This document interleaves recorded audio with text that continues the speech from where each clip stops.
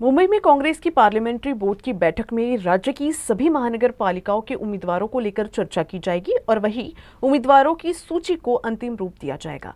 राज्य में कुल 29 महानगर पालिकाएं होने के कारण महाविकास आघाड़ी के तहत कहाँ गठबंधन करना है और कहाँ अकेले चुनाव लड़ना है, इस पर भी विस्तार से विचार विमर्श होगा। ये जानकारी कांग्रेस के वरिष्ठ नेता विजय वडेट्टीवार ने दी। वे नागपुर में पत्रकारों से बात कर रहे थे।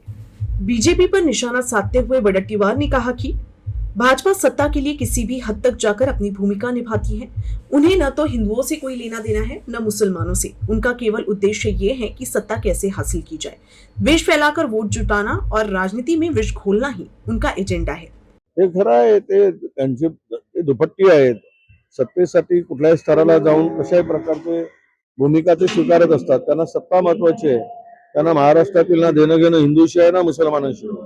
त्यांचं एकमेव आहे की केवळ सत्ता कसं मिळवता येईल हाच एक त्यांचा उद्देश आहे. महाराष्ट्रामध्ये आपल्या देशामध्ये द्वेष निर्माण करायचा आणि मतं घ्यायचं, द्वेषाचं राजकारण करणं आणि विष पेरणं हा एक त्यांचा अजेंडा झालेला आहे। उन्होंने कहा कि कार्यकर्ताओं की लोकप्रियता, सामाजिक कार्य और पार्टी के प्रति समर्पण जैसे सभी मानदंडों को देखकर ही उम्मीदवार का अंतिम चयन होगा। चुनाव लड़ने के लिए इच्छुक उम्मीदवारों की बड़ी संख्या को देखकर ये स्पष्ट होता है कि कांग्रेस की ओर जनता का झुकाव पड़ा है।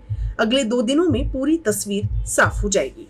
तो कार्यकर्ता निवडून येण्याची शक्यता आणि त्या भागामध्ये असलेली त्याची लोकप्रियता असे निकष लावलेले आहेत आणि त्यामध्ये असलेलं त्यांचं सामाजिक कार्य, समाजामध्ये कार्य, पक्षामध्ये कार्य, हे सगळे निकष बघूनच उमेदवारी अंतिम होईल।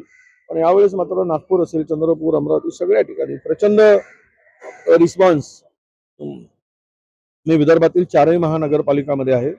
5-5, 7-7 उमेदवार एका जागेसाठी दावा करत आहेत आणि मागणी केलेली आहे। यावरूनच स्पष्ट आहे की काँग्रेसकडे आता लोकांचा कल वाढतो।